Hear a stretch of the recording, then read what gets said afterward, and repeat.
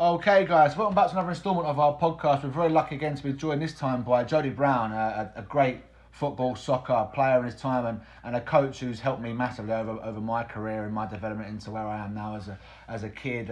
Jody, just want to kind of have you, mate, introduce yourself and talk about the career you've had as a player and obviously your coaching roles at Colchester United and Norwich City and the job you did at Heybridge Swifts to get them into the FA Cup from non-league and obviously working with the great Peter Taylor at Dagenham. If you can kind of just give a bit of background information to yourself, mate, that would be fantastic. Yeah, retired from playing very young. Broke my leg twice in the space of 6 months as a youth player. Fortunately, people who had coached me had perhaps seen some qualities in me in terms of coaching, and they gave me coaching opportunities really, really young. Took on the under 11 team at Colchester United, where you were, Matt. I think I was about 23, I think, when I took that job at the Academy, and pretty much I just sort of climbed the age group every year that I was there, and ended up with like 16s, 17s. But at the same time, because I always had aspirations to be a senior manager, working with adults and first team players. So at the same time, I was trying to get into non-league football, semi-professional, and I got a job at Tiptree United. Did relatively well. Got approached by a club in a higher division called Halstead Town, all at the same time as doing the academy work. Then I got another move to an East League club called Redbridge. Probably at Redbridge is where my career really sort of kicked off in terms of senior coaching, because we sort of broke an all-time record there and got to the FA Cup second round. We were the lowest ever team to get to that round in the history of the FA Cup, as far as I know. It brought national exposure and opened lots of doors and lots of opportunities. And from there, I went to Norwich City, who at the time were in the Premier League. Worked in their youth development phase. So from 12 to 18s, that was really good, because obviously working with elite youth players, we had England internationals, Icelandic internationals, Swedish internationals, Irish internationals, Scottish internationals. So we had some really good young players. So that was very good. We went on to win the FA Youth Cup there at Stamford Bridge, beat Chelsea. The Chelsea side had a lot of familiar names in it: Andreas Christensen, Nathan Aki, Ruben Loftus-Cheek, Olna Aina, Tammy Abraham was on the bench, Lewis Baker, John Swift. So all players that have gone on to are in the middle of having fabulous playing careers. So that was excellent to go there and beat them. Then I got an opportunity to go into my first full-time management job. So I was Welling United in the National League. At the time it was called the Conference. So I had to step away from my academy coaching. I went to Welling. Didn't go great, to be honest. I feel as though I just started to. I took over. My first game was on Boxing Day, which is a hard time to take over. And we played Dover Athletic away, who were second in the table, and they had a game coming up against Crystal Palace in the third round of the FA Cup. They were really flying. I met the players on the bus to the game. Hadn't had any training sessions, and it was difficult. We didn't have a great run. I was probably 33, I think, and maybe 34, and I wasn't particularly experienced with national press. So I'd always dealt with the local press and in-club press and PR, but I'd never really dealt with the national press. And all of a sudden, after games, I was getting testing questions, quite sort of antagonistic questions, and I found that quite hard. And what turned out to be my last game, We lost 1-0. I thought we dominated the game really, but I took off a player you might remember, Dominic Vos. Yeah. Mm-hmm. I took Dom Vos off on about 75 minutes. I'd signed him from Colchester, who at the time were League One. I took him off after about 75 minutes when it was we were 1-0 down, chasing the game. And he was probably our most creative player. I won't lie, but the conditions were poor, the pitch wasn't great, and we weren't really able to get any sort of decent possession. So I just felt like for the last sort of 15 minutes, go 4-4-2, go a little bit more direct, or put a big centre forward on. It's not necessarily how I'd normally approach it, but you have to be pragmatic, and that's what I tried to do. The crowd sort of started to chant, you don't know what you're doing, and at the final whistle, it was a little bit toxic, to be honest. Bear in mind, I was the person who brought Don Vos into the club. He became a fan's favourite very quick, and then in the interviews after, as I say, all of a sudden you've got national press who they've got no sort of loyalty to you, not like local press who like you and look after you and want to promote you rather than shoot you down. The national press are looking for to get on the back page of one of the sports papers, and when they persisted with the question of how did you feel with the fans' reaction to your substitution of Don Vos, and in the end I just said, look, if you want to keep asking me about fans' decisions about substitutions, then perhaps you should give them the DVD that I'll be watching tomorrow. Let them watch the game back. Tell me how much of an influence Dom had in the game, and whether or not they think he should have been substituted. And if any one of them comes back and says that he was influenced the game and he shouldn't be substituted, it sums up their knowledge of football, doesn't it? and they took something out of that and made it a pretty bad headline. And the fan base, the club's fan base, they weren't sort of overjoyed with me anyway because the results hadn't been great.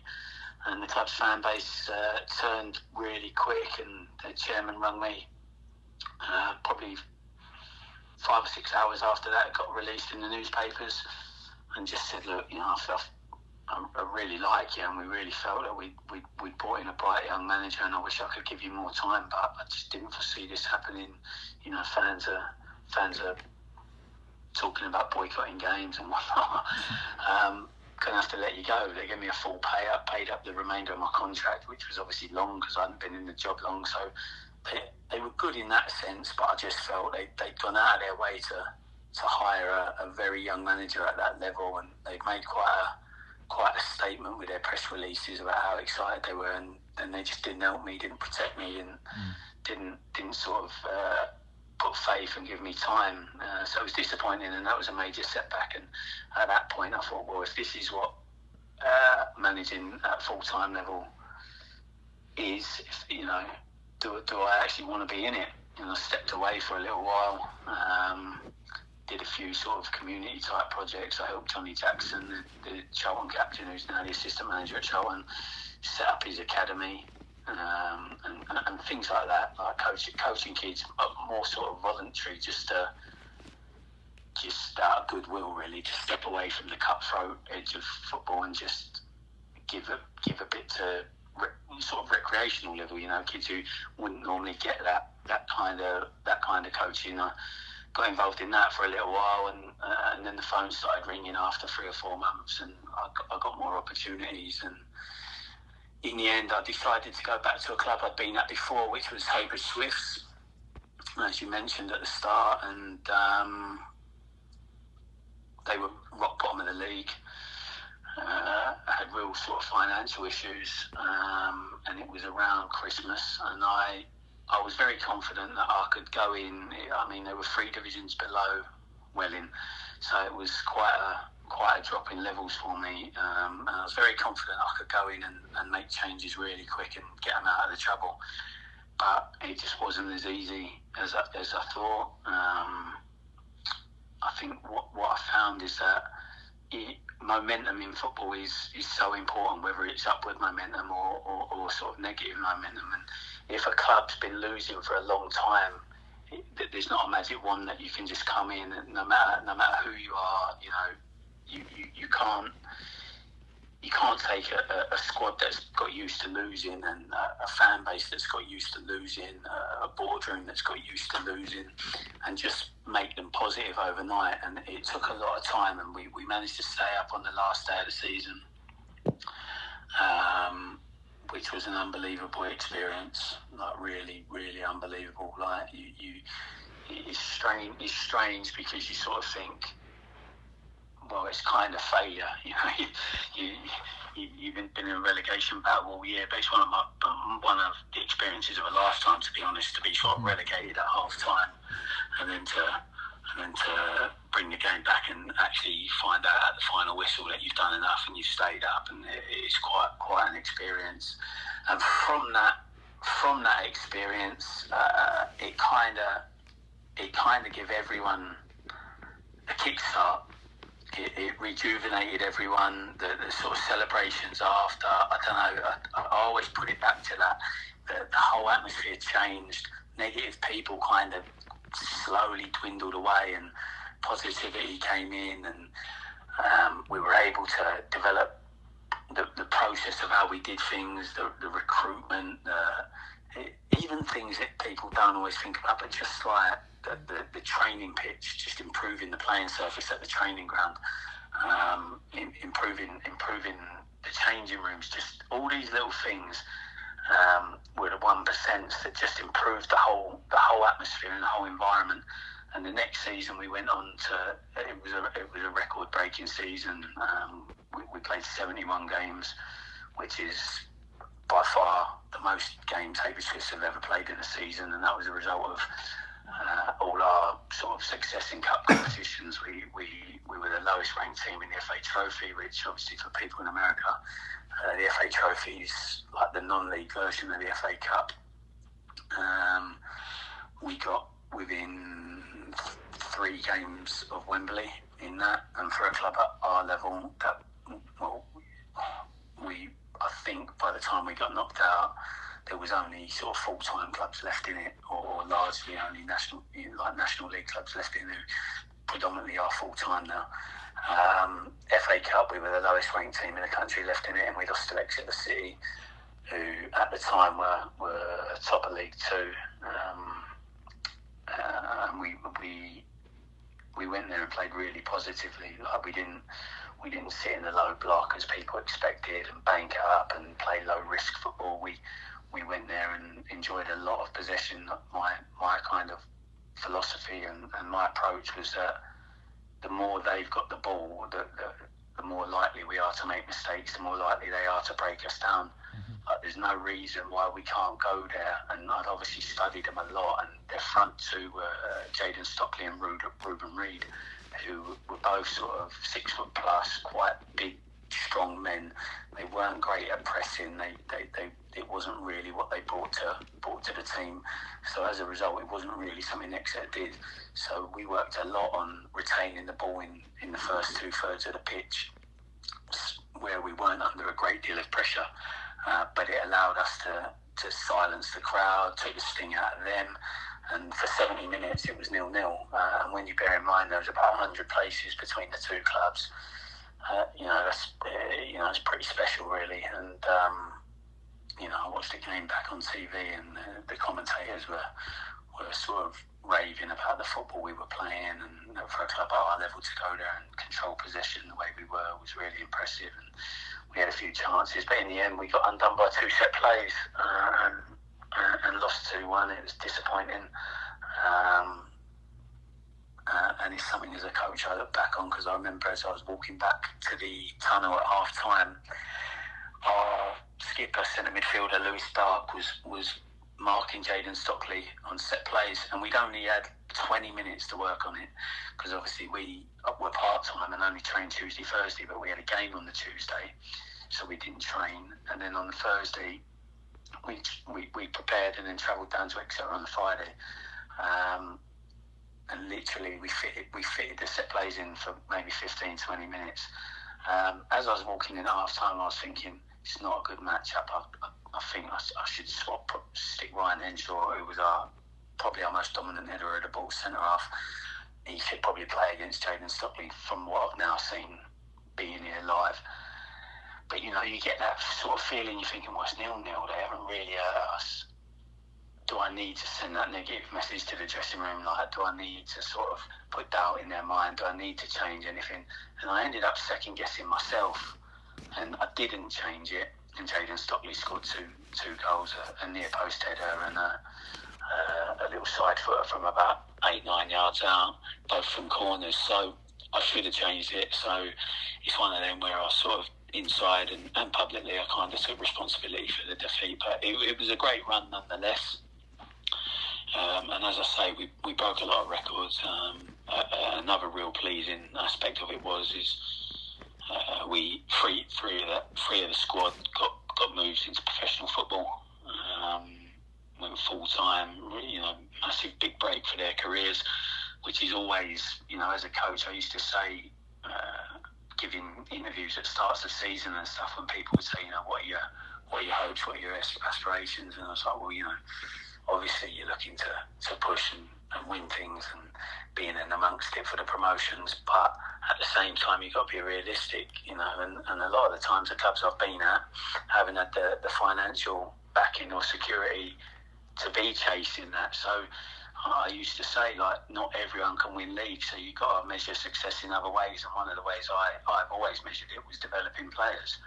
And to have 3 or 4 boys get moves into professional football from that group was very, very satisfying. And then again, I got similar to when I was at Redbridge. We got second round, got a lot of national exposure. We won the National Game Award for the best cup team in the whole country at all levels. Lincoln City had won it the year before, and obviously their manager Danny Cowley, he's now manager of Halstead Town in the Championship. So it was quite a prestigious award. It was held at Chelsea at Stamford Bridge. A lot of big football people there. So it was really good for the club. It gave the club great exposure. But 6-7 games into the next season, I felt myself increasingly frustrated. We'd made a lot of money in the cup competition. I didn't feel it had been invested in the right ways. I felt a lot of people had rested on their laurels. Came back at the start of pre-season, the facilities looked as though no one had touched them since the last game of the season. And I was quite disheartened. Lost a couple of key players. Obviously, we lost 3 or 4 who got really good transfers, which I was pleased about, but then lost another couple because obviously we were part-time and their career away from football had kind of taken off, and they were working up in London and sort of financial and insurance jobs, and couldn't give the commitment that was required, so they stepped away. So I sort of saw my team breaking up. I felt the club weren't building on the success that we'd had, and I was frustrated. And sort of 6 games into the season, I think we won 3, lost 3. Well, it was 8 games in, but 6 league games, 2 FA Cup games, which we won both, and we lost 3 league games and won 3 league games. And I just felt like I didn't want to be there anymore, so I stepped down.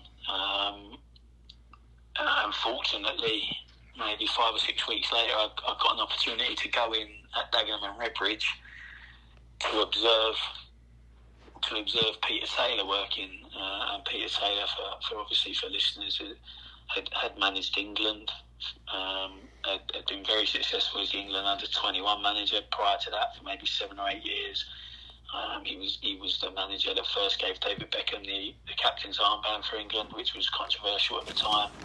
He'd managed in the Premier League with Leicester and Crystal Palace, and a whole host of other Football League clubs. So it was a great opportunity to work with quite a decorated coach, and it's something that I felt,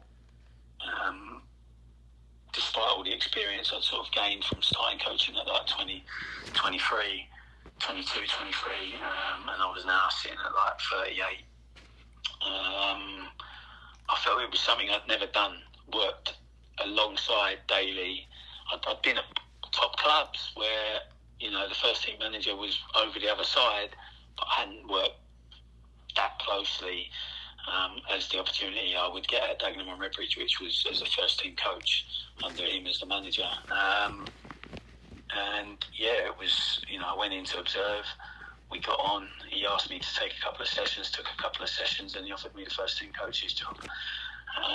Again, they were in a relegation struggle. They'd just come out of administration. An American consortium came in and bought them. As I was talking to you just before we started this call, I think they've got part ownership in the New York Yankees, amongst other clubs, but they own a soccer club out in America called Memphis 901, and their general manager is Tim Howard, the Man United, Everton and USA goalkeeper. So he came over quite a few times to the training ground, and they sort of watched and observed and spoke to us. But the main thing was they invested money into the club, so we quickly turned around the struggle we were in. Again, we were bottom of the table when I went there, but we finished. We were safe of relegation with 5 or 6 games still to go. So that was a job well done and a great experience working with Peter. We went into the next season with a lot of expectations, and we're flying. We're really flying. We had a good pre-season. I was enjoying it because I felt I was gradually gaining more and more of Peter's trust and getting a lot more responsibility on a day-to-day on the coaching field. We had a good pre-season. We started off, we lost our first 2 games, but then went on, I know, about a 12-game run, got ourselves 4th in the table, and things were looking really good. And then we kind of just started picking up injuries, had a couple of negative results, and then Peter had to go in for a real serious knee operation. So he was away from the club for a couple of weeks, maybe longer.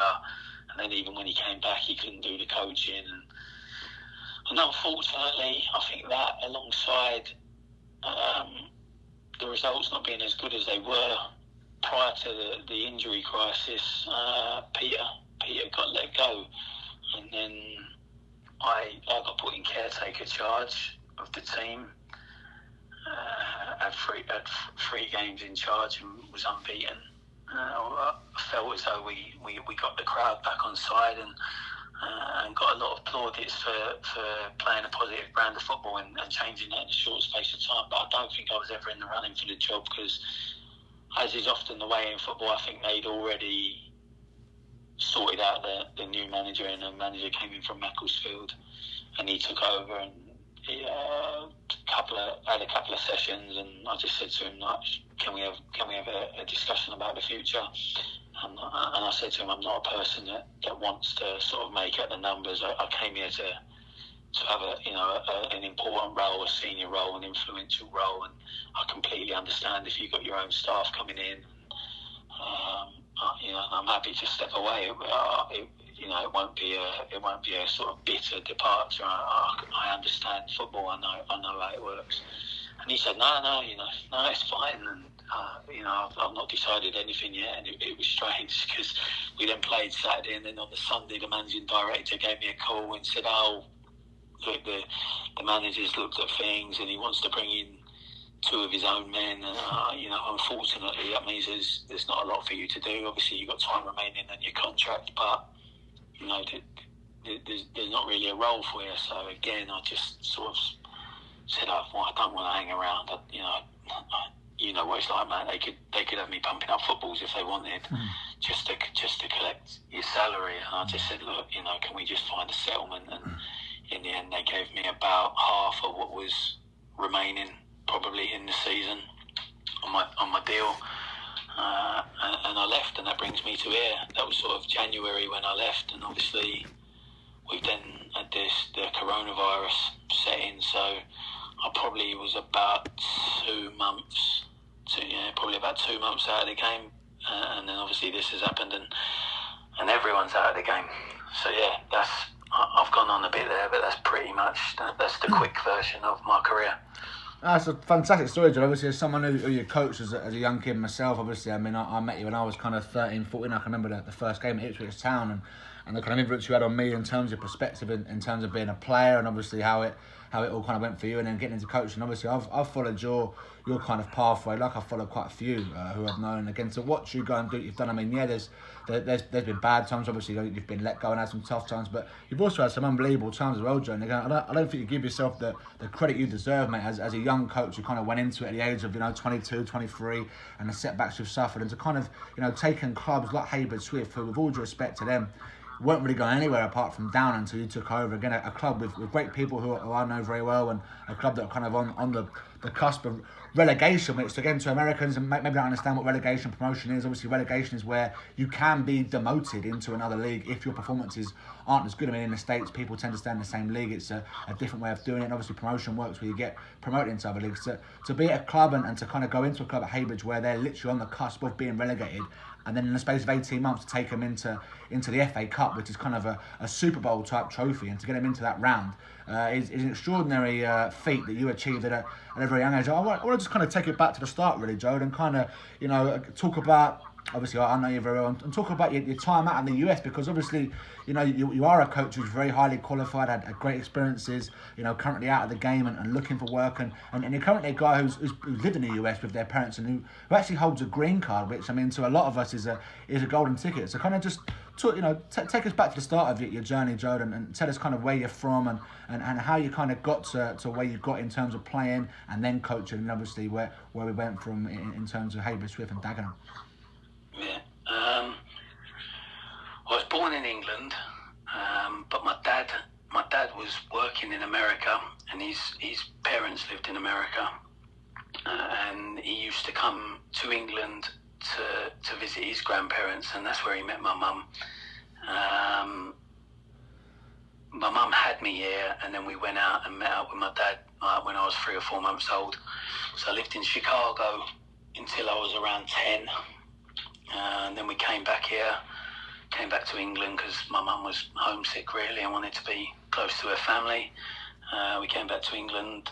I continued to visit America in all my sort of school holiday time, right up until adulthood, really. And again, like I mentioned to you before, regularly went there for 6-8 weeks, up until when I had my own children, and obviously it's not quite as easy as that when you've got kids in school and stuff like that. But I've always sort of, it seems strange because obviously, people will hear my accent, and I've lived here a lot longer than I ever lived in America, but I think sometimes you just have a feeling of home in a certain place, and for me it was always there, like probably because it's where I, those sort of first formative years from 0 up to sort of 8, 9, 10, you're very close with your parents, you spend a lot of time at home, and my grandparents, I was always staying with them at weekends. They had a house out by a lake outside the city. I just got very fond memories, and it was always in my mind that I would go back there, live there once I was independent and could make my own decisions. But as everyone will know, things don't always happen like that. You get in relationships, and you get a job, and you maybe have children, and all of a sudden it's not as you're not as free, and it's not as easy to move where you might want to move and do things. But obviously, as my career's progressed and developed, it's come back to the fore. It's come back to thinking, well, should I go out there? The way soccer's developing out there, and the infrastructure they've got now in America, the league system that they've got over in America, the player development pathways. Should I go back out there? And again, it is something that I'm interested in exploring.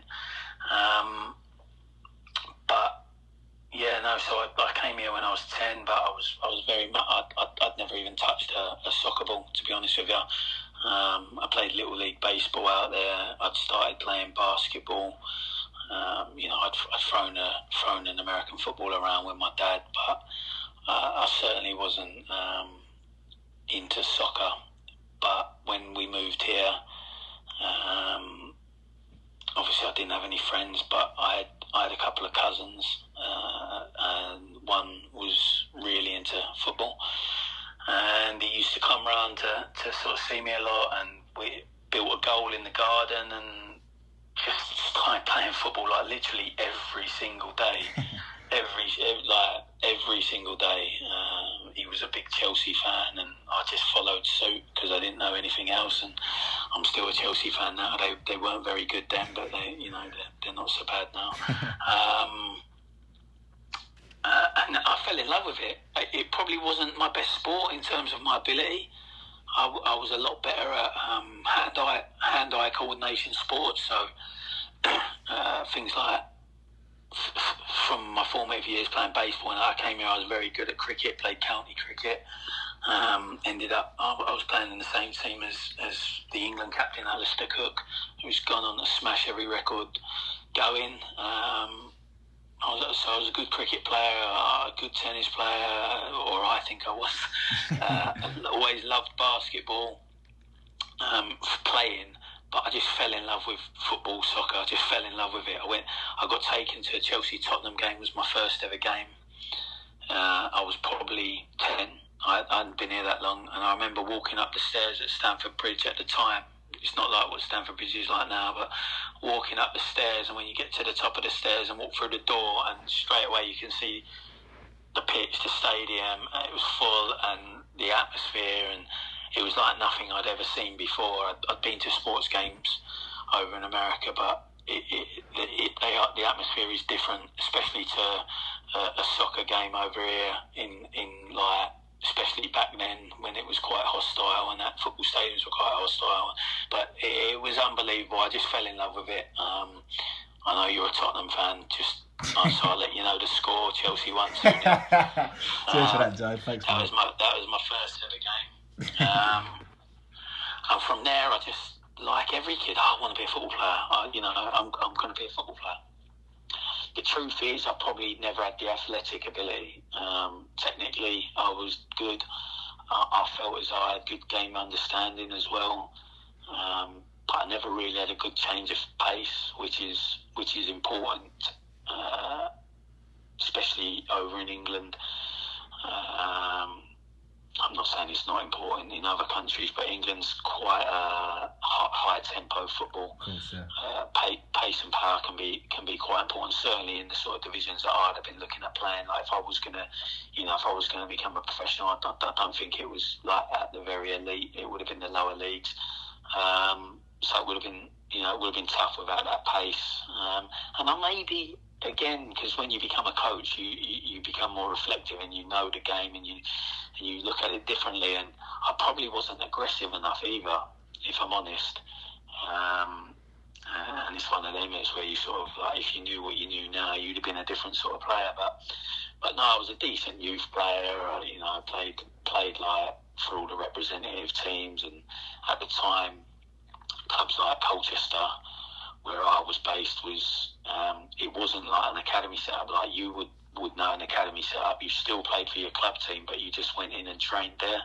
That's how it was before it became a centre of excellence, and then before it became what it is now, which is Cadbury 2 Academy.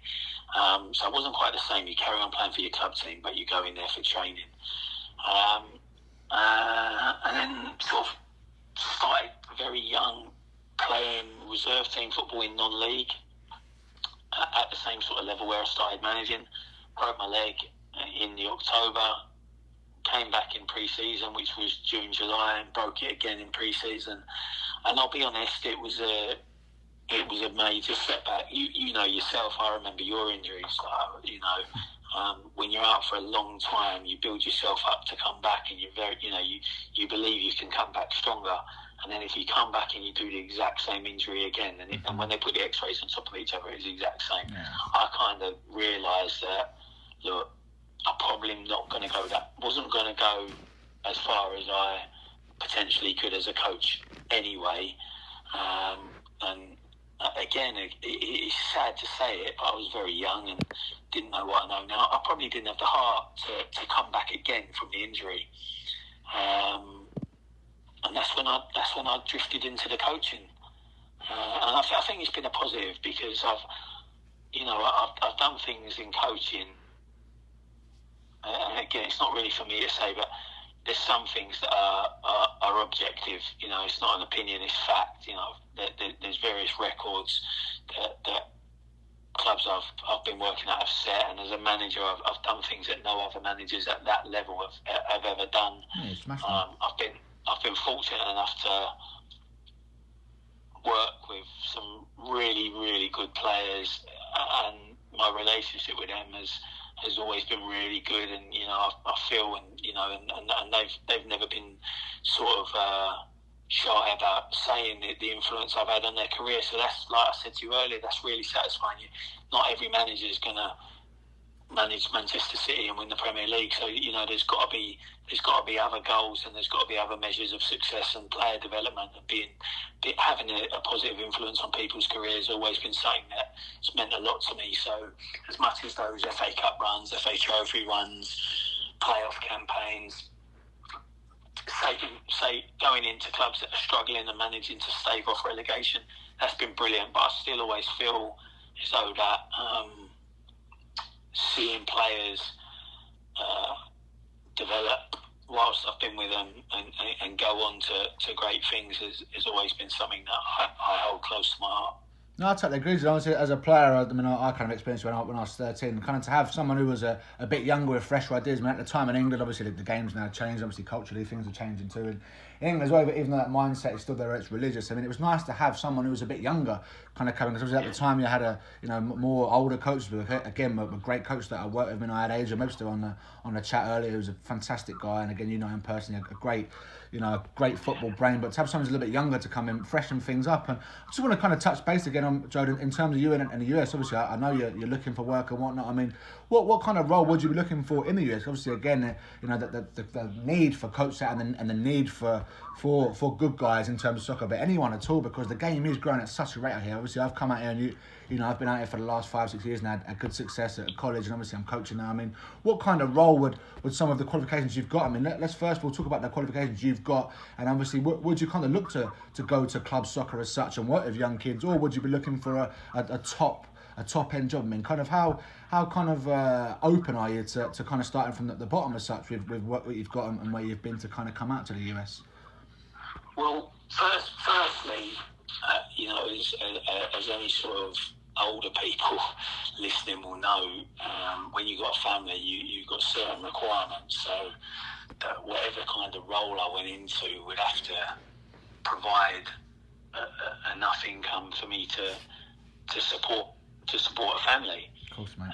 So that, that's the first challenge. That's the first thing that I would have to be sure about. I feel as though I've done a lot of work with youth players. It's not that I wouldn't want to work with youth players. It would maybe be something I'd want to do on the side. Mm-hmm. And as I said earlier, like even almost voluntarily, it's I get satisfaction from doing it. But in terms of my career aspirations, it's it's at first team level, working with senior players as high as possible. I think I've worked with a lot of players that have actually gone over to the US and are playing in the USL, and even one or two that are playing in the MLS. And I still talk to them, and their sort of feedback is that I'd be quite suited to that level, coaching at that level. I'm not sure you can just walk into that level as a manager, being an unknown person in that country, but perhaps a coaching role at that kind of level, sort of similar to what I had at Dagenham. But I can't get away from the fact my aspirations are to manage, to be a head coach at the highest level possible. I've worked with people who've done it at the very top, and I've worked with players that have now gone on to do it at the very top. And I still communicate with all these people regularly, and people that are working in the Premier League here regularly, and they give me every reason to believe that I can be doing similar. So the only difference is like I said to you earlier, hold America quite close. I mean, like, if you look around my house, there's photographs of America everywhere. My biggest interests away from football and my job over here has always been American sports. My kids love America. We were over there last summer, and they can't wait to go back again. My nan still lives over there. Unfortunately, my grandfather died 2 years ago, but my nan's still over there. So yeah, I've got an auntie and uncle and some cousins over there as well. So yeah, I would love to get over there. I've always wanted to go and work in other cultures, and unfortunately, I haven't got another language. So you're fairly limited to cultures you can go in and work at a good level, because you need to be able to communicate. Obviously, in America, we share the same language, so America is a potential destination. No, definitely, man. Obviously, listen to you speak. Obviously, it sounds like you're missing home as such in terms of America. You are English and stuff, and you have lived over here. But I know for a fact you'd offer any kind of organisation that you work for fantastic insight, and you make the game over here a lot better for it. Kind of just touching back again, Jody, on terms of injury. I mean, I want to kind of go into that, because obviously both of us have experienced injuries at a young age, and we both kind of followed similar paths. Even though I kind of come out to America, whereas opposed you come back from.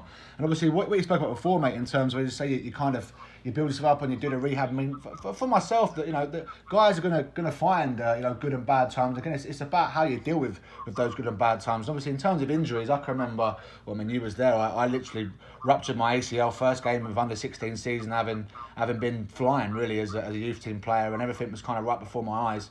And it was a very innocuous injury, and it took so long to kind of come back from through various complications. But I think the biggest thing that people don't understand is, especially when you're a kid.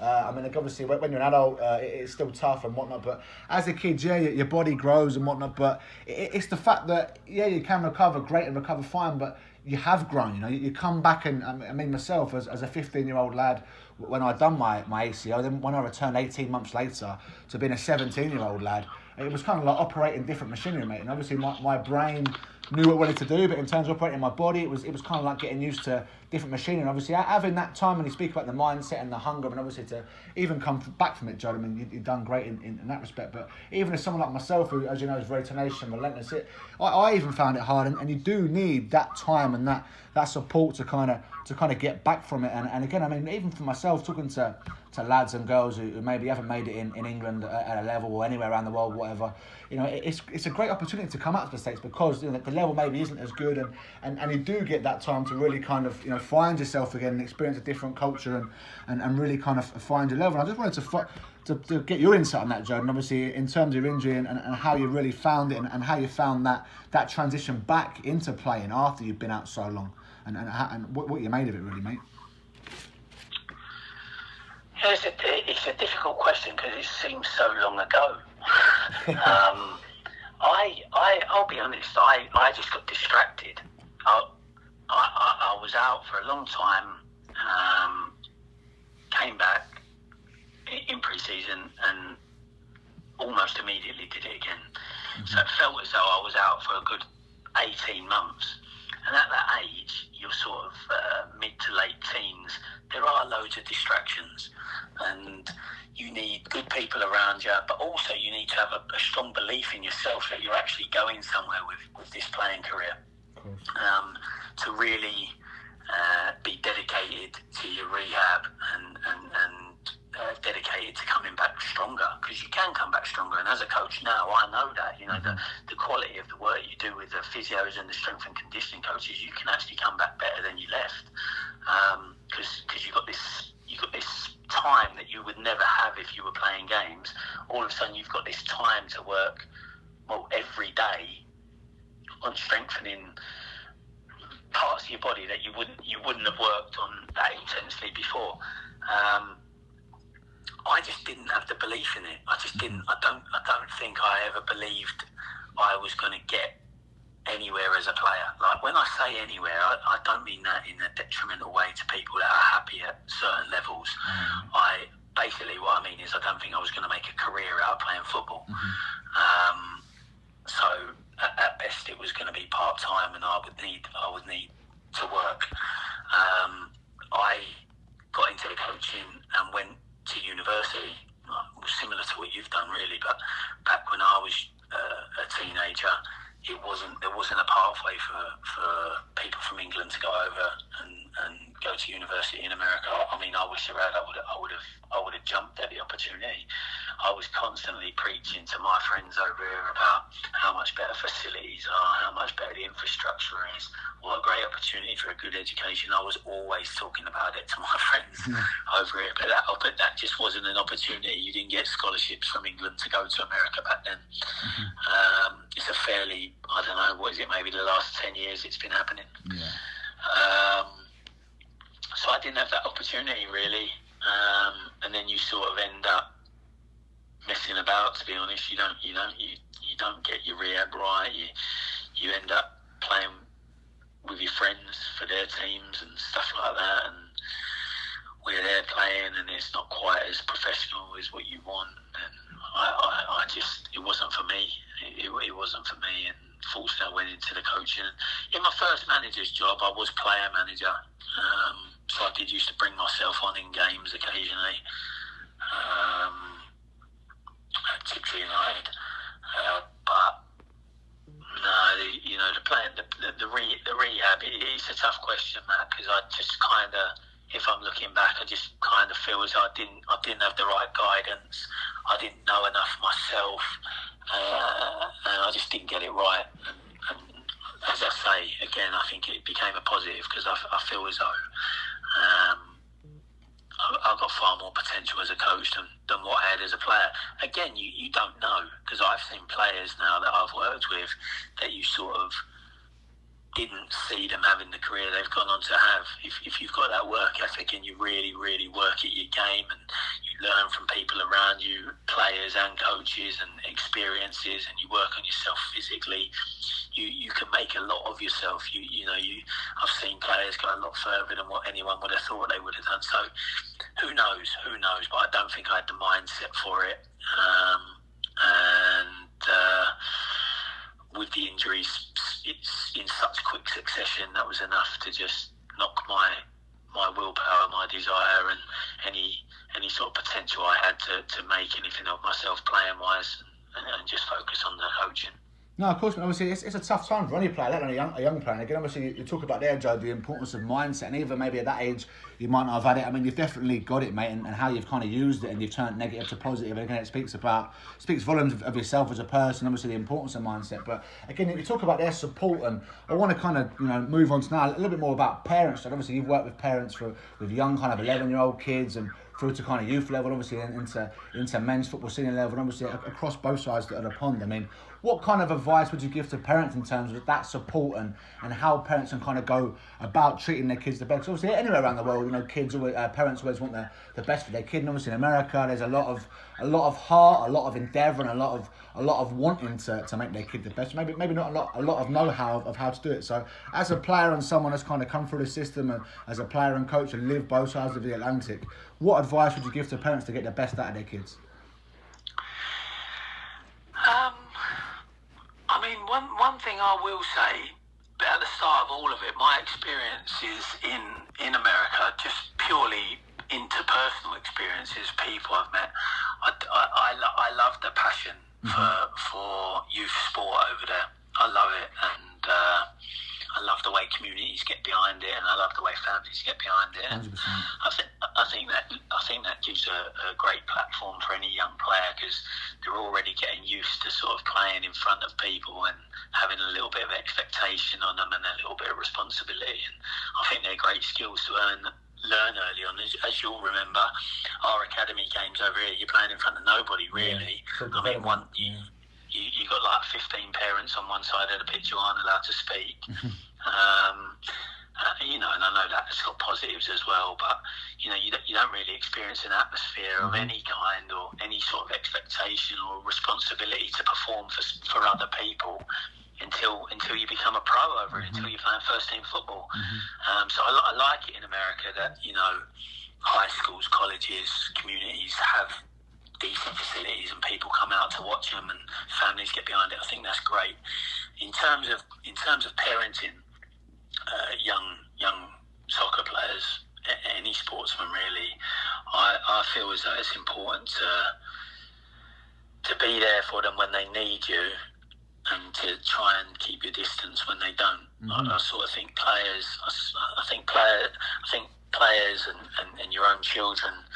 And I am a parent, but 2 girls, and neither of them are interested in football. I don't know whether that's a good thing or a bad thing.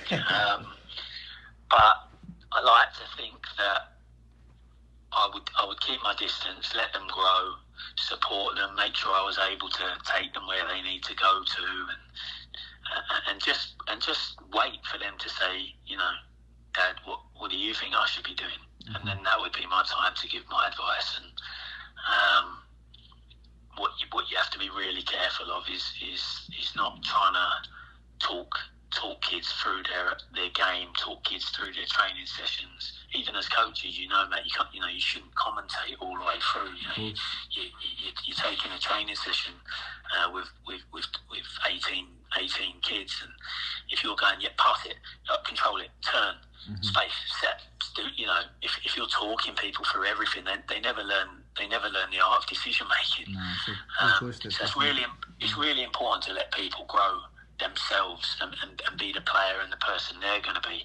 However, as you know, as I know, and as every player that's gone onto anything in the world, there's times in a season, there's times in a training session, there's times in the match half time, at the end of a game, before a game, and there's times in your whole career as a whole when you need someone to talk to you, when you need someone's advice, when you need someone to just put their arm around you and support you. So it's just as a parent, it's just recognising those times and trying not to put the kid under too much pressure and trying not to turn them into the player you think they should be. Let them become the player they are.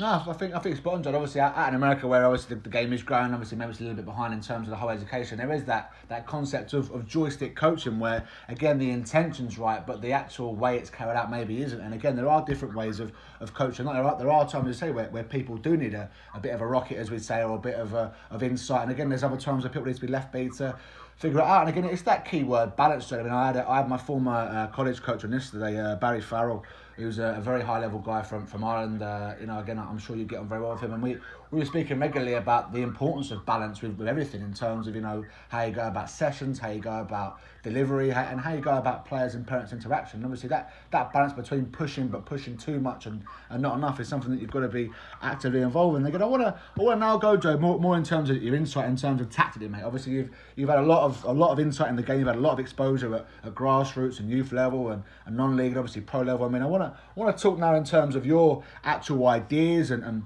I don't really like the word, but philosophies of how you think the game should be played. And obviously we're talking more objectively as well in terms of what works and what doesn't, and kind of where you learn the different aspects. Obviously at youth football, soccer, it is maybe less about results and more about development. And obviously the further down the pathway you go, it becomes more about results. And again, the actual importance, Jody, of learning how to win and how to be a winner, because that's something, again, where in England it's overlooked, as you say. I mean, you kind of go through the whole development phase and the whole aspect of learning how to win is completely neglected. And obviously, I mean, myself as someone who maybe was considered a born winner, I mean, again, you still have to learn it. My parents, and even if I wasn't kind of getting that insight on the pitch or at training, I mean, obviously the coaches try and set as much of an environment as they can, but you're getting it from somewhere. And again, to become a winner, you have to learn that difference of whatever happens, I'm going to overcome it, I'm going to win. Obviously that mindset and mentality. So I wanted just to kind of go through your whole philosophies, Jody, in terms of your tactics and whatnot, and obviously where you learn the different aspects and where you tailor them, really, mate.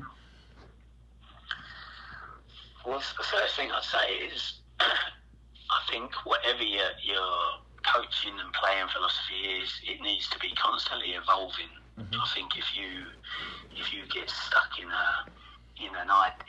this sort of idealistic scenario where you think you've got this tactical master plan and this way of playing that will work forever, you'll get found out, because the game's always changing. I feel as though coaches are getting better, or certainly the coach education is improving all around the world. So you're having a lot more people that study the game closely, and they will come up with ways to counter what you're doing. When I first started, it was kind of, I don't know, sort of, I felt as though I was a well-prepared coach, and perhaps there was quite a few that weren't so well-prepared.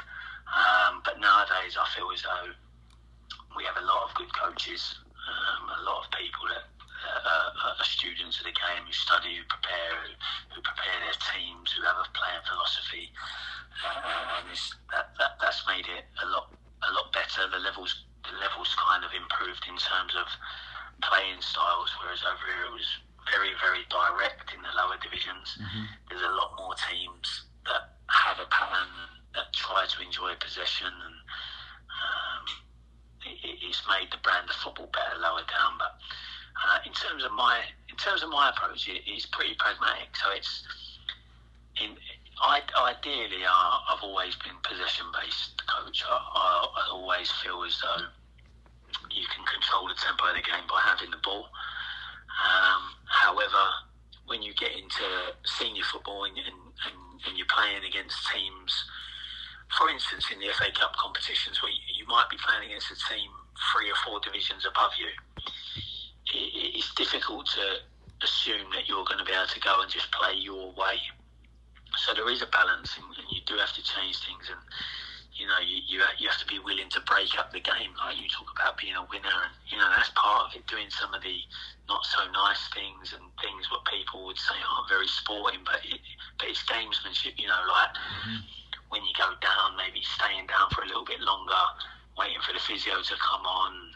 When you're taking a throw in, doing your laces up, or just whatever, picking the ball up and then dropping the ball, and then deciding you're not going to take the throw and throwing it back to your fullback for him to take the throw. And I remember saying to lads in one of the games we played, I said, if every restart in the game we can take 30 seconds, we can kill half of the game just in restarts. So goal kicks, corners, throw-ins, free kicks, offsides, just everything.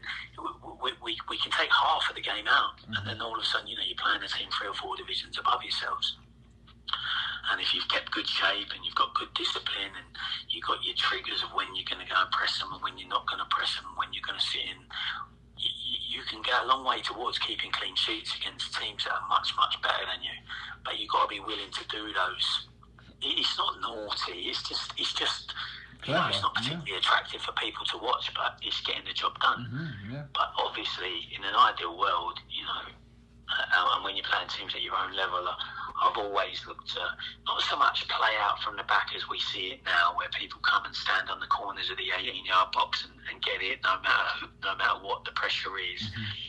It was more play out when it's available, like that's your priority. If it's on, if it's available, let's get the ball down and play out. If it's not, let's try and play into the front man. Let's get him to get hold of it, and get support around him, and then play from there. Go into our patterns of play through there and try and create overloads out wide, go up, back and through, up, back and wide. Lots of switches of play, but a little bit higher up the pitch. But it's becoming a trend over here to press high now, because the trend is playing out from the back. So the two kind of counter each other. So again, football will evolve, and people's philosophies will have to evolve. But yeah, in terms of mine, as I say, I go back to it. It's being pragmatic. It's horses for courses. Being willing to adapt, being willing to change, being willing to match the environment that you're facing. I think if you go into a game, as Pep Guardiola would at Man City, and play his way no matter what, you're gonna get caught out quite often. The beauty of what Pep Guardiola's got is an unlimited budget to go and buy the very best players to play in the positions and play the way he wants to play. Like, when he first came to England, as great a coach as he is, he struggled. He went through 3 goalkeepers because they couldn't handle his playing out from the back. I think he spent about 200 million on fullbacks, because the way he has his fullbacks come in and invert and become defensive midfielders, and they have unique roles to play within his system, and that is proof that even though he had elite players, they couldn't handle his philosophy. They couldn't execute his philosophy. So he has the checkbook to go out and buy the players. The rest of us don't have that. So you have to look, you have to assess what you've got, you have to work with the players you've got, and and you have to find a system and a philosophy that suits the players you've got. It's very different to youth football. Academy football, you know, my philosophy would be and was, you want players to be comfortable in possession in every position. You want players to be familiar with various systems, with various positions. I think something we are missing over here, and you touched on it. Certainly in my last experiences of academy football, which was at Premier League level, it became you had a way of playing no matter what, and I didn't like that. And I'm not going to drop people's names in, but some coaches who had elite, very top players, had great playing careers, household names. And we used to sit in the staff room and sort of say, we're creating players to play for this academy. That's what we're doing.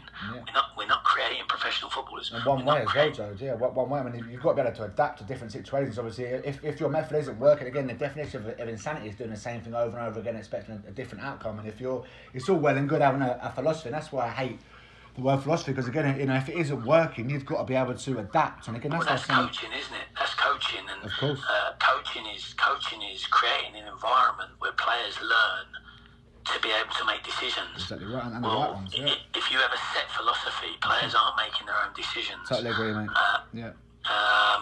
And I mean, I'll give you a little story. We were actually playing against Arsenal, and it was at under 16 level. And our philosophy at the club I was at the time was play out from the back, play through the thirds,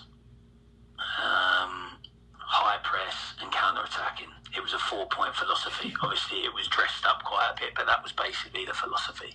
And we had to execute that in every game. And we were playing Arsenal, and what they do is like a half-court press, a full-court press, what Americans would know in basketball, where they just lock onto you. So you split as a back four, your two midfielders drop in deep in the sort of pivot positions, your wide players come into those half spaces, they just lock onto you man for man. And we and they were big, they were strong, they were athletic, and we kept trying to play out from the back, and we were 6-0 down. We were 6-0 down at the interval, and probably 4 of the goals came from centre-backs being dispossessed on the edge of their area. From your philosophy, Joe, from your actual philosophy, kind of, working the other way. We were trying to force this philosophy. And I was actually mic'd up. We were being audited for the EPPP to confirm our Cat 1 status. And I got the boys in, and as you know, the first thing you really do with youth players is you pose the question back to them. That's certainly how it's become over here. Well done. Obviously it's not going great out there today. We're trying to play to our philosophy. You're trying to get on the ball. You're trying to come out from the back, which is brilliant. We're trying to play through the thirds, but it's not working. What would you do? What do you think we can do differently? And this was a great sort of example of some of the pitfalls of having a strong philosophy in your academy. The boys were dumbfounded by the question. They were so set in, no, we do this, this is what we do. They didn't have an answer.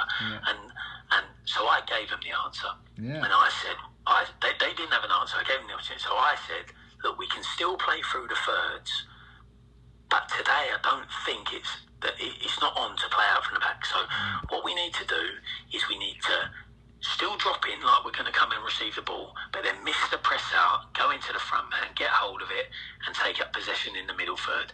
So basically, still play the possession, still play through the thirds, but go higher up the pitch, but attract them in first, so you could go over the press, and then eventually they're going to have to drop in, because you're going to keep missing out the press. They're going to have to drop back and screen that pass, and now you can start playing out again.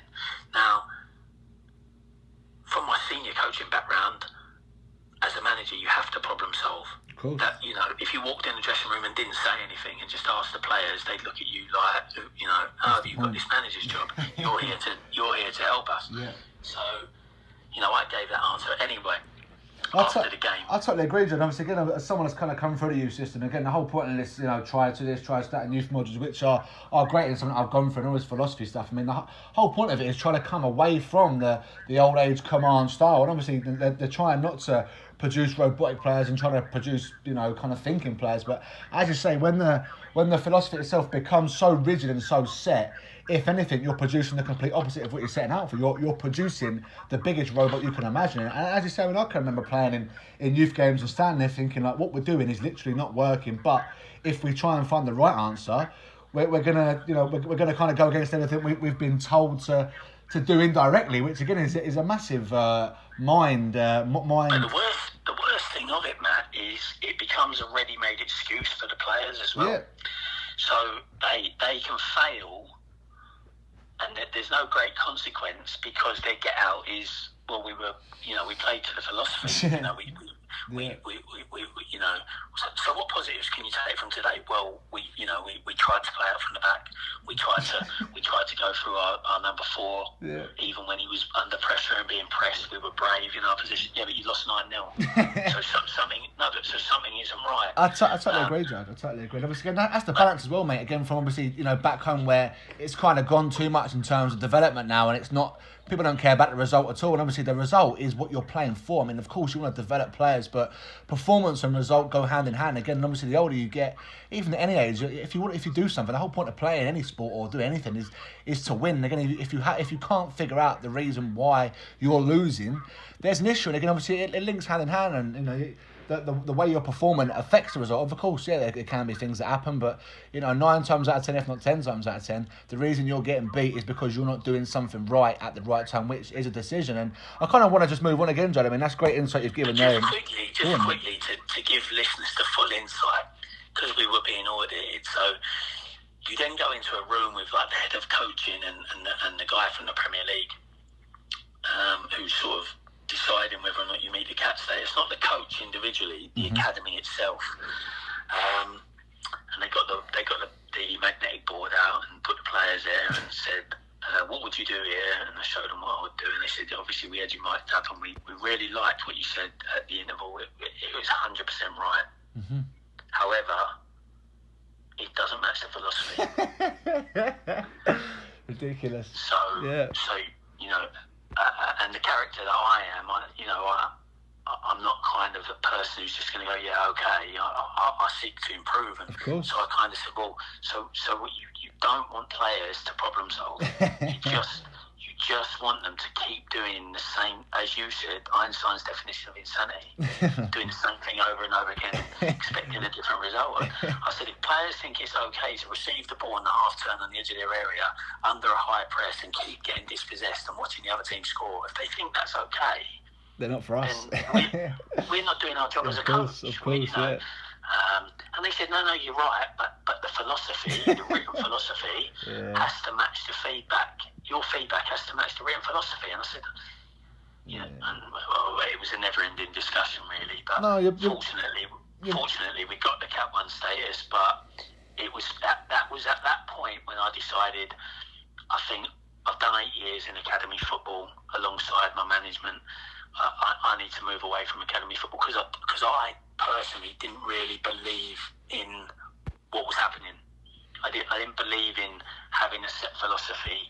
I think you can have a vague philosophy, so you can have principles that you believe in. Definitely right, mate. I don't think you can have something that's so set in stone that you can't evolve, you can't change, you can't make decisions. I didn't like that, and it got to a point where I kind of felt, well, why don't you just have a computer, just pull a big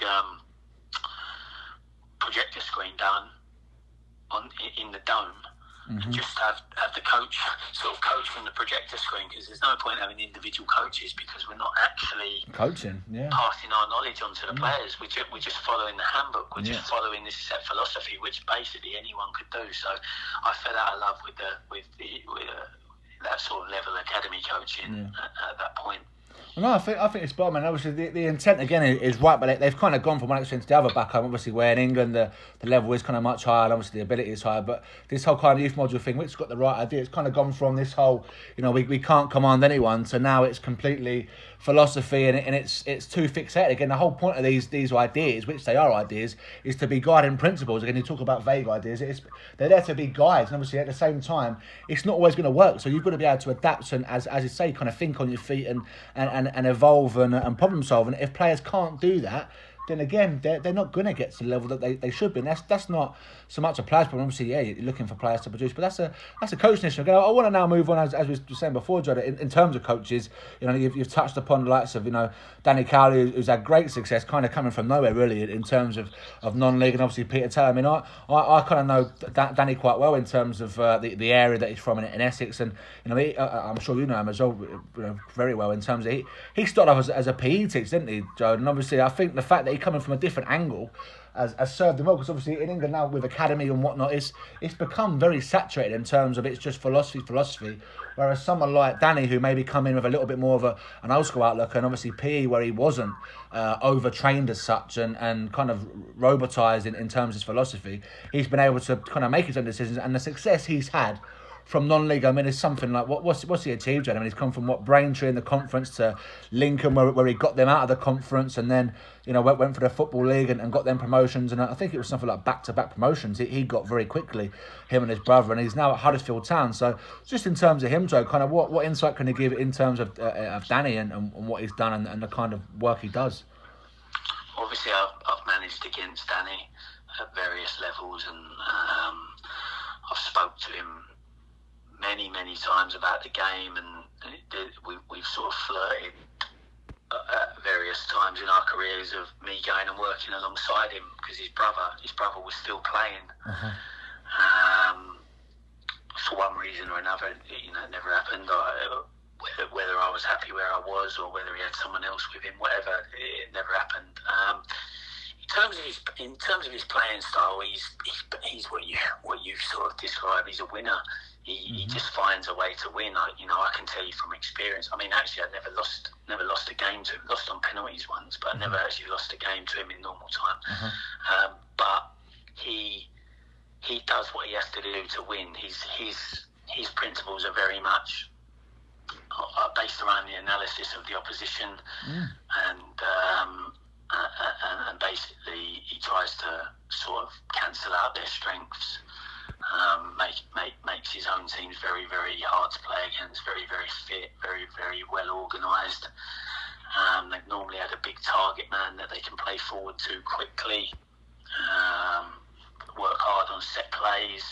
He used to speak a lot about sort of pick and rolls and stuff that he'd taken from where he was a PE teacher, probably having to do the very basic basketball coaching that we do in this country. A lot of like the sort of screens and things like pick and rolls, using them on corners and set plays. He's always been good at that. He's a great talker, great communicator. It probably helps that he comes from an education background. Like, as you know, over here, a lot of people in football don't have an education really. Completely different to professional sports in the US, where people go through the university system. We don't over here. So unless you've gone away and done that yourself, which people like Danny have, and I have as well, but a lot of people haven't. So he speaks well, and that's always come across well, his communication skills, and it's taking it, and obviously you have to actually execute it and win games. And he's won a couple of promotions, and he finds himself at Huddersfield, a former Premier League club, sat in a bit of a relegation battle in the Championship. But what a great job! And it's funny that you sort of brought him up, because I just spoke to him for a couple of hours just the other day. I guess a lot of people in football have got downtime at the moment because the game's been suspended.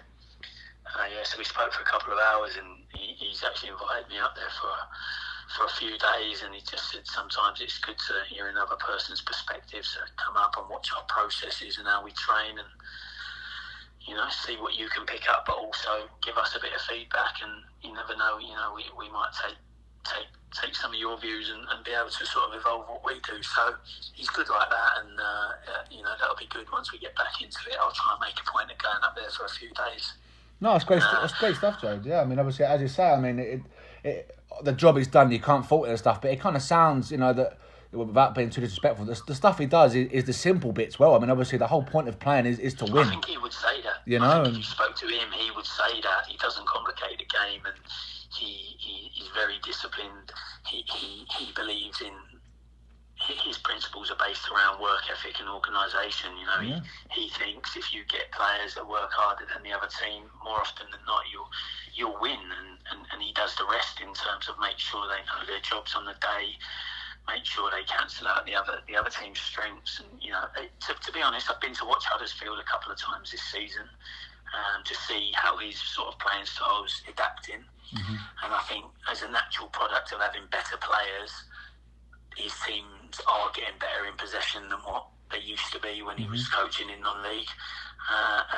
And he's obviously a bright guy, so he's going to be learning all the time, and he'd be a fool to be coming up against people like Bielsa at Leeds and not taking anything away that can improve you. So I think he's got his fundamentals are hard work, organisation, athleticism, fitness, conditioning, mentally strong, being a winner. There is sort of fundamentals, but I think he's obviously I know he's a bright guy, and he's going to learn, and his coaching will develop, and he'll take so much from the people he's around now, and don't be surprised if he ends up in the Premier League.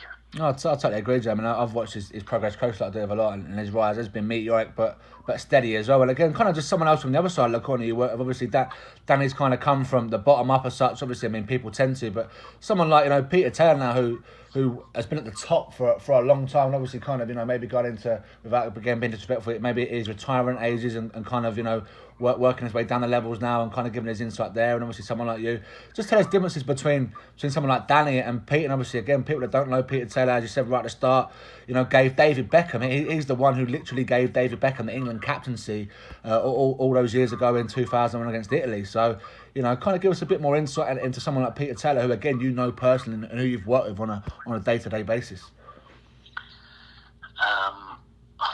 Vastly experienced man. Played at every level, I think. So he played for Tottenham, played for Crystal Palace. He was obviously someone that loved playing. So he ended up playing for sort of Chelmsford City and Dartford in what is probably now the Ryman, the Isthmian Premier League, so all the way down in sort of the 7th tier of English football. So he played from the very top tier all the way down to the 7th or 8th tier of English football. So he clearly loved playing, and being around him, you can tell that he's been a player, and you can tell that he puts players first. Mm-hmm. So he recognises the importance of making players the most important people at the football club. From a coaching point of view, he's just got an encyclopedia of sessions. It's not a case of you saw mind-boggling training sessions, because I make a point of reiterating. Football is very simple. Mm-hmm. It really is. It isn't that complicated, and when you start trying to overcomplicate it, it normally goes wrong. And you kind of, if you're not at the elite level, you kind of think there's this magic wand and there's going to be something really amazing at the elite level. But the more you work with elite people, you realise it's very simple. Yeah. It's simple things done very, very well. And often as well, Jode, consistently, Yeah. But he's, from a coaching point of view, he was really, really clever about counter-attacking, and he did some great sessions in terms of counter-attacking. I learned a lot from the way he dealt with our most high-profile players. His man management skills of sort of our most high-profile players, but when you put it into perspective, it was nothing. He was working with, we were sort of fourth or fifth division in England. He'd worked with the very best players in England. So, I'm looking at it thinking, he manages him really well. He's quite a difficult character,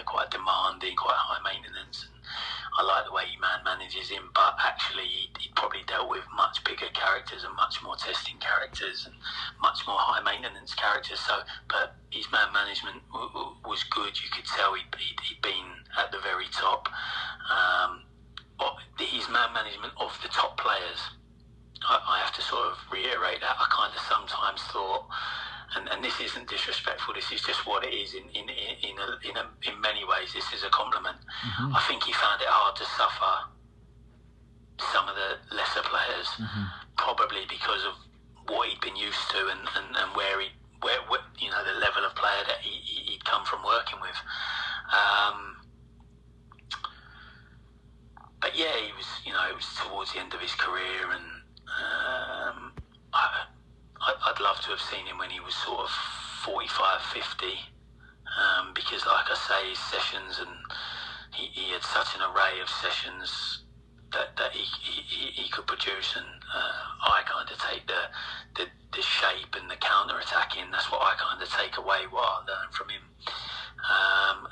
and his man management. But I'd love to have seen him when he was, sort of where I am in terms of hungry and ambitious and really desperate to kick on. I'd like to have seen, but obviously when I was working with him, he was 66, 67, 68, and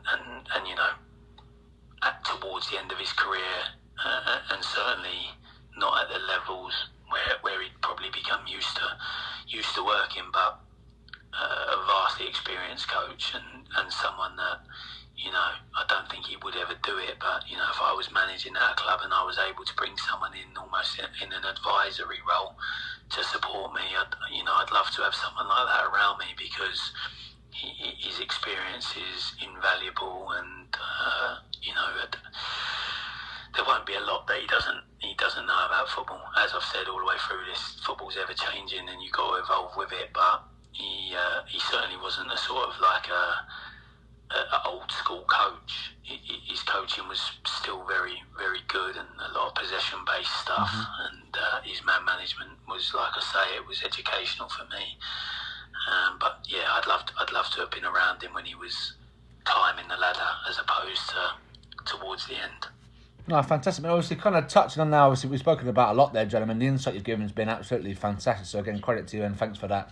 What kind of advice would you give to kind of players, Jody, who are, both home and abroad guys that maybe, again, as someone who's been on both sides of the Atlantic, yourself, you've lived in America, you've kind of been, you've got the permanent residency, which is brilliant. Obviously, you've been brought up in England too.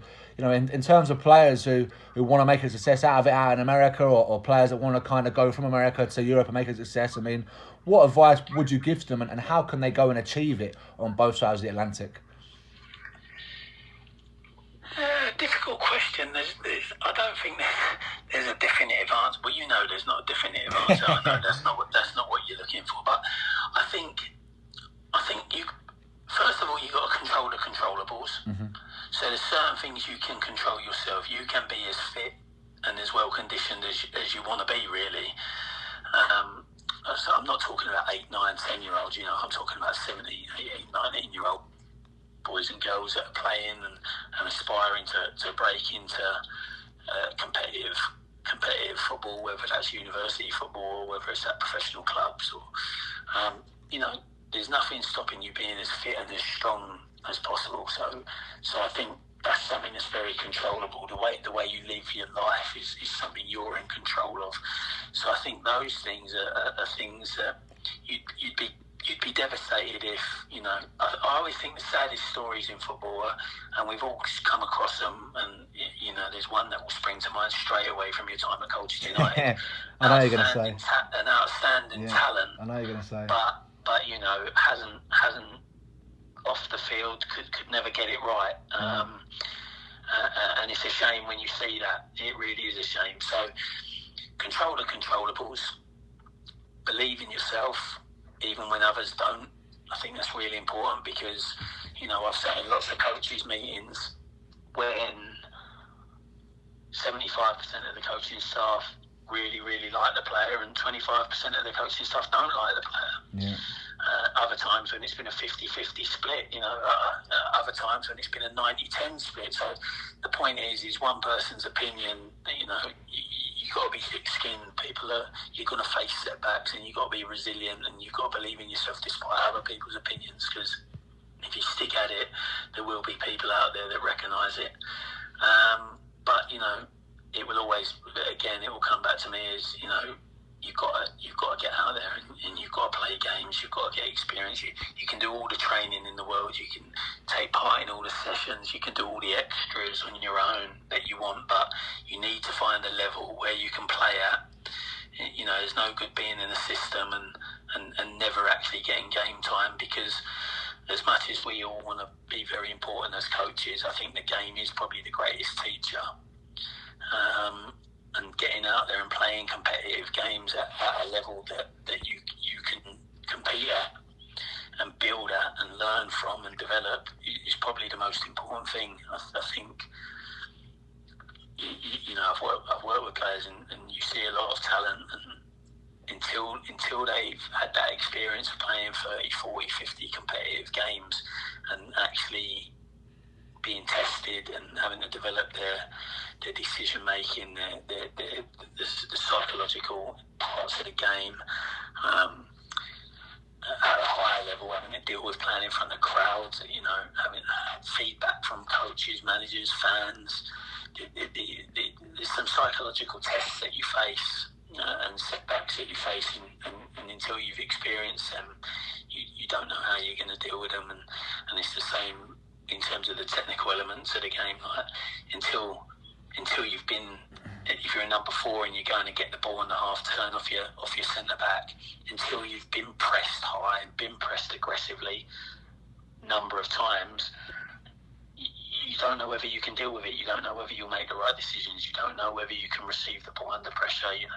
You might think you can from training, but it's just so different in games. And I think the greatest players are players that are really good decision makers. And I don't think they became great decision makers overnight from being coached by us. I think we helped develop them, and we set parameters and created an environment and gave feedback. But really, the reason they're great players is because they can go out there and do things the rest of us can't do, and the game taught them that, not any sort of individual. So I really think you got to play games. You got to find a level where you can play and play lots of football and see where it takes you.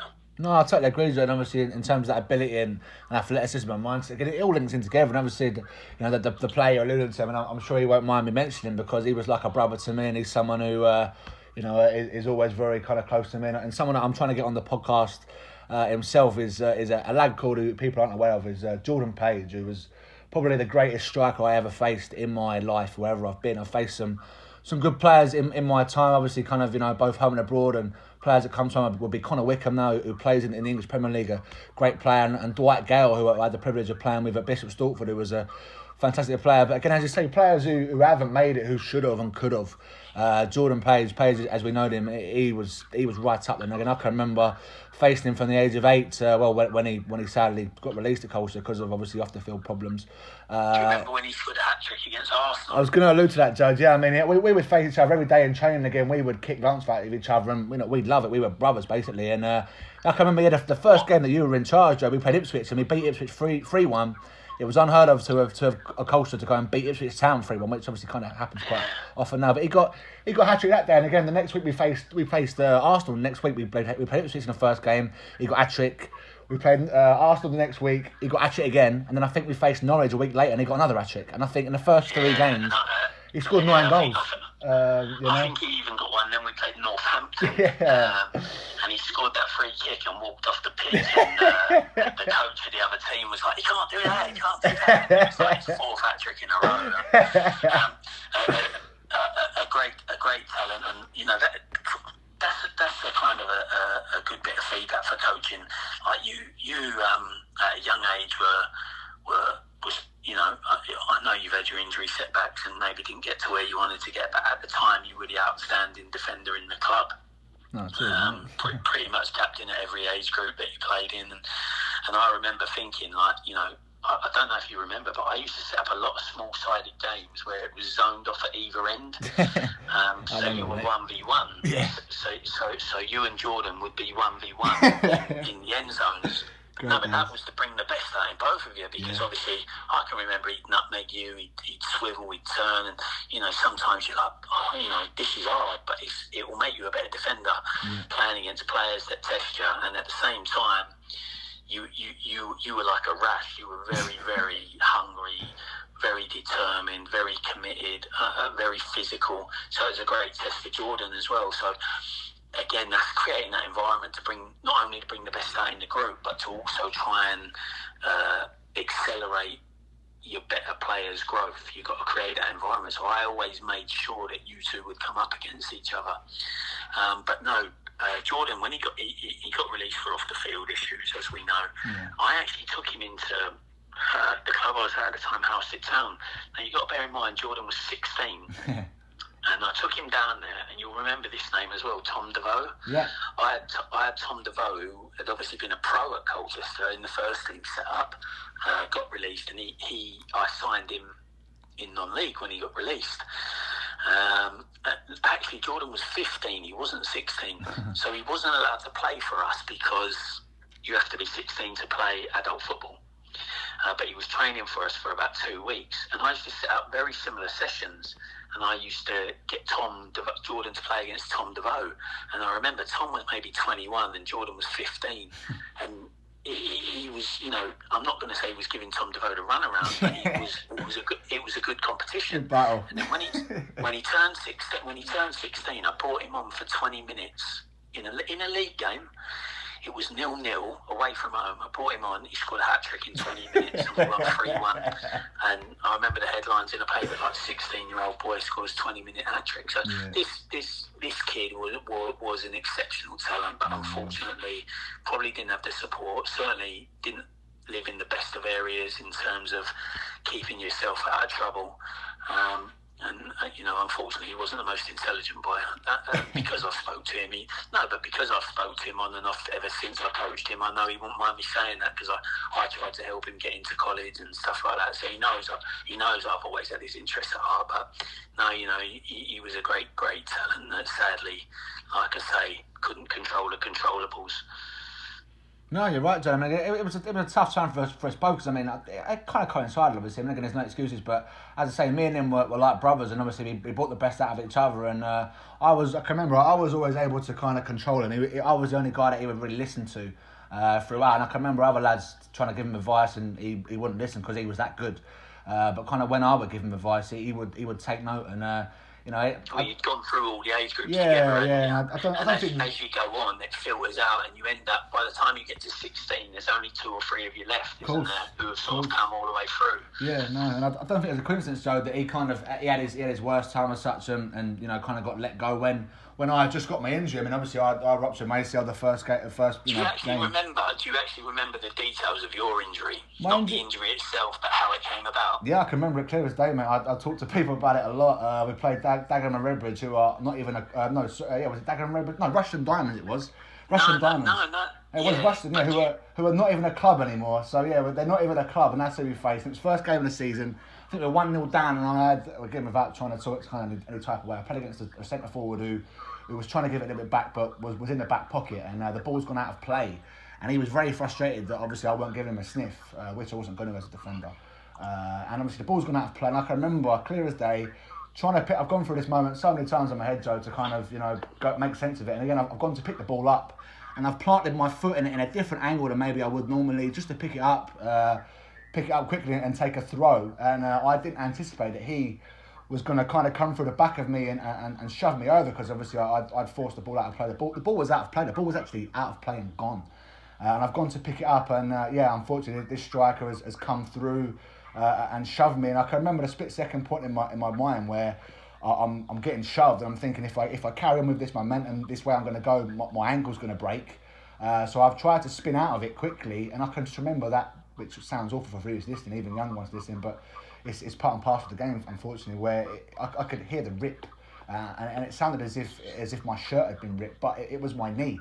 And I can remember, looking down at my knee, and there was no damage. I mean, you're expecting kind of, without trying to be too explicit, you're expecting kind of some kind of sign that you've injured something, you're expecting things to be popping up, but there was nothing. And I just remember that sheer pain, and again, other coaches who knew me, maybe didn't know me as well as kind of yourself. I mean, if I can play, I can play. And I tried to get up, and it just wasn't happening. And again, I went through, unfortunately, a tough time where it took the club a long time to realise what I'd done. And do you remember when you again, obviously, so your listeners know the career you've had. Do you remember when Paul Lambert came in at Colchester? I do, yeah. Who obviously went on to manage Norwich and Blackburn and Aston Villa. When he came in at Colchester and he wanted us to play the in-house game on the AstroTurf, do you remember? I can certainly remember that, so yeah. I'd already been out for 4 months. You were forced to play in it, yeah. and you hadn't been back very long at all. And I remember the physio saying he's not ready, but we'd been like pressurised into you playing so that he could see you and his staff could see you. And I think you got injured in that game again. Was that when you come back, or was that before your serious injury? No, that was again. I actually done the injury in September, and obviously because there wasn't the technology and the insurance that maybe is in place now. I kept coming back, and obviously I did the rehab properly for what was suspected as a medial ligament injury, which it wasn't. Yeah. And I can remember coming back 4 times. I come back in October. And obviously it went very quickly in training. I then come back a month later and actually did it at school when I was told that I could maybe try things at school in PE. Didn't happen again. Yeah, that game we talk about again. I can remember it clear as day because Paul was always, very good to me and always kind of took an insight into how I was, and obviously the reputation I had was pretty good at the time. I'd worked hard to establish it, and I can remember it. I mean, I was kind of, I don't want to say forced back in because obviously I decided to do it, but. I can remember. You were forced because I was an adult at the time. I can remember. You were a kid. Yeah. I can remember the discussions we were having, and it was like, no, he shouldn't play. Yeah, but he's got to play. No, he shouldn't play. Well, like the physio saying, Brian Swift was saying he's not ready to play. No, I don't blame Brian at all. Obviously, there was obviously different circumstances, but no. To be honest though, John, it was kind of a relief because I'd been messing about for 4 months, and obviously, as I say, Brian was doing the best that he could, but. Maybe didn't get the backing from the club that he should have, and maybe would have been around now. I mean, it only happened 10 years ago as such or whatever. But I can remember, and again, just kind of makes you emotional speaking about it because it takes you back. And I can remember knowing that within minutes of me playing, it was going to go because it wasn't right. I knew that I'd done something serious to it. And it was never right as soon as I'd done it. And I can remember Paul was watching and I was trying everything I could to show him what I was about in terms of even the warm-up little things. I took the whole warm-up. I said, I think you were coaching that day, I can't remember. And I just told you basically to go away and that I would take it because I wanted him to see anything about me, just see what I was about. And I took the whole thing because I knew that it was a matter of time before this knee was going to blow up. And it was the first minute, the ball's went up in the air and I can remember leaping up like a salmon against, it was Jordan Pavitt I was facing, again a good lad, and he got nowhere near the ball. I wasn't going to let him get anywhere near, and I've obviously leapt up ahead of him, won the header, make sure I've won it. And I mean, it's a moment where as soon as I won the header, I was coming down, knowing that it wasn't going to be a good landing, and I've landed on my leg as good as I could with my feet, and my knee just completely buckled. And I tried to get up, and it wasn't happening, and I was trying, to put on a brave face, but I knew it was over really, and obviously it needed to come out that it wasn't just a medial ligament injury, and that more needed to be done, and that's when kind of it got taken more seriously because I think Paul was obviously watching Paul Lambert and kind of intervened a little bit, and I can remember Joe Dunn, who was the youth team coach at the time, telling me to stay down, and that's when I actually got the correct treatment. But no, I mean, I kind of don't want to talk about myself too much, but in terms of setbacks, obviously that's kind of where we spoke earlier about injuries. I mean, it is tough and you have to overcome it. But just to wrap up, Jody, I mean, we've spoken for a good length of time there, and again covered all sorts of areas, mate, and really grateful for you coming on, obviously sharing your expertise with everyone listening. What you've achieved has been fantastic. I mean, what would you like to leave the listeners on now, mate, in terms of yourself and little bits of advice you'd like to leave people with before we end this call? Again, difficult question. I mean,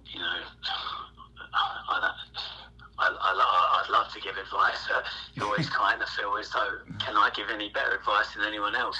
I just think it's really important to try and absorb information from all your experiences in the game, from all the people that you meet in the game, even sometimes when you don't like the way someone works or the way a coach is coaching you or some you don't think a player is particularly good, there's still normally something you can take from them that's positive for your own development. So I think it's to try and absorb as much as you can from all your experiences. Like I say, try and play games, find a level that you can play games at, regular games. Don't be sort of set on this that you've got to start at the highest level possible. Certainly over in England now, there's a growing trend in players coming out of non-league football into professional football and finding themselves in the Premier League, like people like Jamie Vardy. Yeah. You know, he's obviously a high-profile one, but there's hundreds of them now. And they're boys who at 16, 17 got let go from pro clubs or were never fortunate enough to be in pro clubs and ground it out in the lower levels of the game and picked up that all-important game experience, what a lot of boys in elite academies don't have. And their journey might have taken a slightly different route, but their destination was the same, or if not better, than the boys who have been. You know, you mentioned Dwight Gale as well. He was another one. So absorb everything you can from everyone you can, good and bad. Become your own person, your own player, but at the same time, get that all-important game experience at whatever level you're comfortable at. And when the time's right, you'll either get picked up or you'll step up. You'll decide you wanna move clubs and challenge yourself more, or like I say, a big club will come in for you and take you. Experience is key. I don't mean 25 years experience. I just mean experience of playing in a competitive environment. I think it's really, really important. So don't underestimate its importance. No, great stuff, John. Obviously, really appreciate you coming on the call, mate. And as I say, we wish you all the best going forward. No problem, mate. It's been really good talking to you, mate. It's been a long time. Thanks, buddy.